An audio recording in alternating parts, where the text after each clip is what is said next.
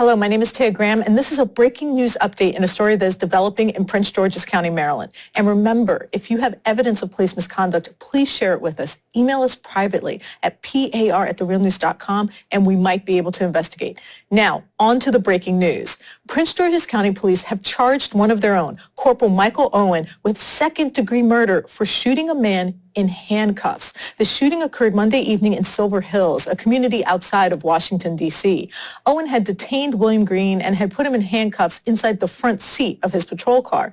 Then, while awaiting a drug evaluation, Owens shot Williams 7 times. Here's what the Prince George's County Chief of Police had to say at a press conference yesterday.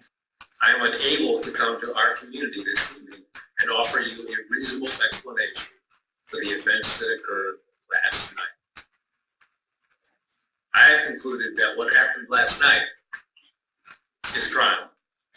Stephen, you have covered so many cases like this. How unusual is it for an officer to be charged so quickly? It's extremely unusual, although it's starting to happen more now than it used to. I mean, 5 or 6 or 10 years ago, they'd say we don't want to jump to any hasty conclusions. Right. Now it seems like police chiefs are trying to get ahead of these stories because they know stuff is going to leak out and stuff's going to happen.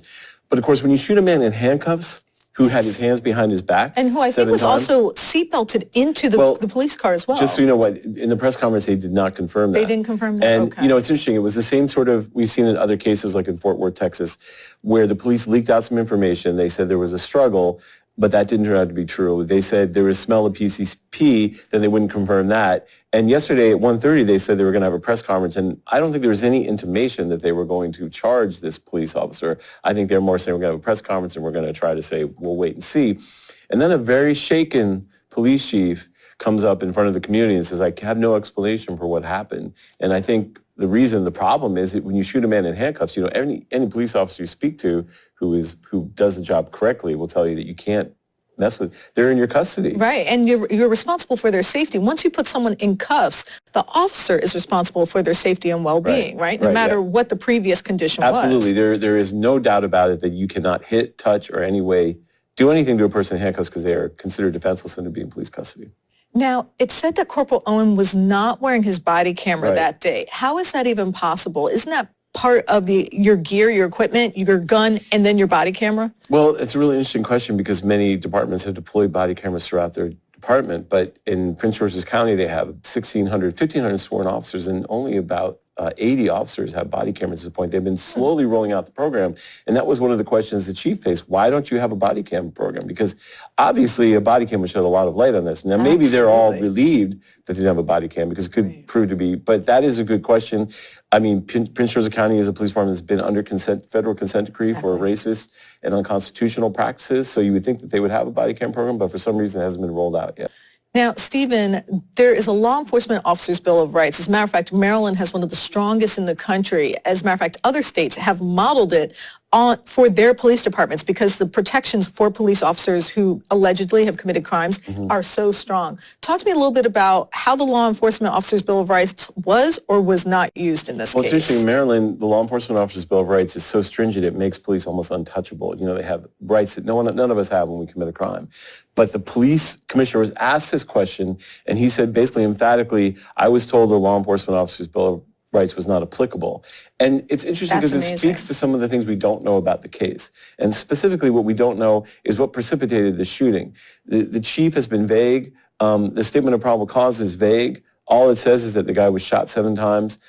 I would imagine that what happened was so horrific that everyone's like, all bets are off. Because usually what you're talking about is exactly correct. Because of the law enforcement officer's Bill of Rights, the chief would immediately be defensive, would defend the officer, say we need to do an investigation, he deserves due process, et cetera, et cetera.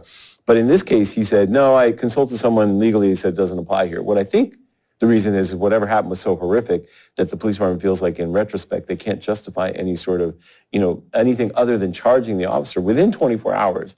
Pretty extraordinary. That's amazing, within 24 hours, yeah. But I feel like, and in fact, this officer has been involved in a shooting before, in 2014, and I think he was cleared of any, wrongdoing or said that the shooting was justified.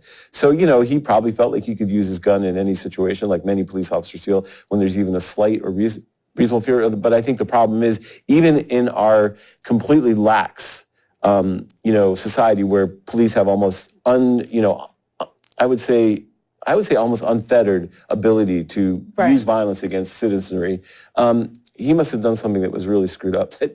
Right. And it makes me wonder, too, maybe there's some dash cam footage from another police Possibly, car yes. or another officer who is outside of the car that hasn't been revealed to us yet. Right. And that's what the police chief got to look at. And that's why he's quaking in his boots. Prince George's County Police are no strangers to the controversial use of force cases. Just 6 months ago, Damon Ward Blake was left paralyzed from the waist down after a car stop in October of 2019. Ward Blake suffered injuries to his spinal cord and a broken nose. Police at the time said they would launch a wide-ranging investigation and concluded the officers did nothing wrong. Police said Ward's crime was that his tags were expired. But that's not the only case involving Prince George's County Police that has received national scrutiny. In 2017, we spoke with Marion Gray Hopkins. Her son, Gary Hopkins Jr., was shot by police in 1999 after a fight broke out in the parking lot following a dance. Hopkins was not involved in the altercation, but the Prince George's County officer said he had tried to grab his gun. A Prince George's County judge found the officer not guilty of manslaughter despite eyewitnesses who said his hands were up in the air at the time of the shooting. Let's hear what Marion Gray Hopkins had to say about these police-involved shootings. My son was murdered for no reason. And if we sit back and allow this to happen and do nothing, then that means we're in consent with the status quo. Now, Stephen, you were there at the time of the interview with his mother, and we talk a lot about the direct victims of police violence. But what about their families? What kind of legacy does that leave, and what kind of impact have you seen? One of the things that's, I think that from covering this that I've seen that is incredibly troubling is that when you are shot by police, you're pretty much shunned by everyone. The government considers you to be hostile in some ways because they're being held responsible or accountable for the shooting, and you really have nowhere to turn. I think there's a tremendous amount of social and psychological isolation. Yes. It's bad enough that your loved one was taken violently in an instant, and people who are murder victims, families of murder victims generally get support from the police or whatever. But in this case, you're considered like a hostile sort of person in terms of the relationship with police, so it becomes even worse. It kind of heightens the amount of isolation and anger you feel. And I think that's why so many mothers have such emotional, psychological damage that goes beyond just having your loved one killed by a gun. Right, because they have no one to turn to. Very often their loved one has been criminalized publicly in the media. They've had their reputation and their name tarnished. And then on top of that, they can't reach out to the normal victim services because their quarrel is with the police agency that killed their loved ones. So they really are quite isolated, both socially and by the government agencies that normally help victims' families. So needless to say, we will still continue to investigate this story and keep you updated. Wherever we see police misconduct or brutality, we will be there to help the victims tell their story.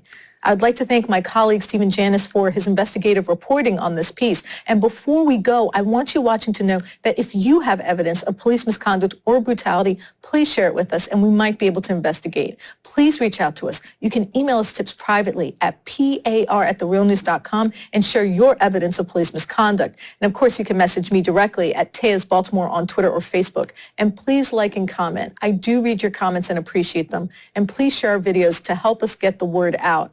My name is Tea Graham, and I would like to thank you for joining me for this Police Accountability Report breaking news. Be safe out there.